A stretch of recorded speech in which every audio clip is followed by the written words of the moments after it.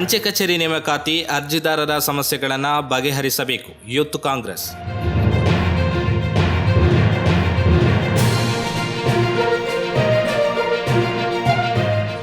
ಅಂಚೆ ಕಚೇರಿಯ ನೇಮಕಾತಿ ಸಂಬಂಧಿಸಿದಂತೆ ಆನ್ಲೈನ್ ಮೂಲಕ ಅರ್ಜಿ ಸಲ್ಲಿಸುವಾಗ ಭಾಷಾ ಅಲ್ಪಸಂಖ್ಯಾತ ಉದ್ಯೋಗಾರ್ಥಿಗಳು ಕೆಲವೊಂದು ಸಮಸ್ಯೆಗಳನ್ನು ಎದುರಿಸಬೇಕಾಗಿದೆ.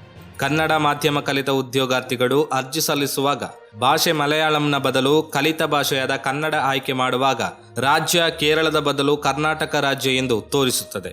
ಇದು ಕನ್ನಡ ಉದ್ಯೋಗಾರ್ಥಿಗಳ ಒಂದು ಸಮಸ್ಯೆ ಮಾತ್ರವಲ್ಲದೆ ಕೇರಳದ ಕಾಸರಗೋಡಿನ ಗಡಿ ಪ್ರದೇಶದ ಕನ್ನಡಿಗರು ಅಂಚೆ ಕಚೇರಿಯಲ್ಲಿ ಉದ್ಯೋಗ ಪಡೆಯುವುದಕ್ಕೆ ವಂಚಿತರಾಗಿದ್ದಾರೆ. ಅಂಚೆ ಇಲಾಖೆಯ ಆನ್ಲೈನ್ ವೆಬ್ಸೈಟ್ನಲ್ಲಿ ಬದಲಾವಣೆ ಅನಿವಾರ್ಯವೆಂದು ಯೂತ್ ಕಾಂಗ್ರೆಸ್ ಮಂಜೇಶ್ವರ ನಿಯೋಜಕ ಮಂಡಲ ಸಮಿತಿಯು ಸಂಬಂಧಪಟ್ಟವರು ಈ ಸಮಸ್ಯೆ ಪರಿಹರಿಸಬೇಕೆಂದು ಆಗ್ರಹಿಸಿದ್ದಾರೆ.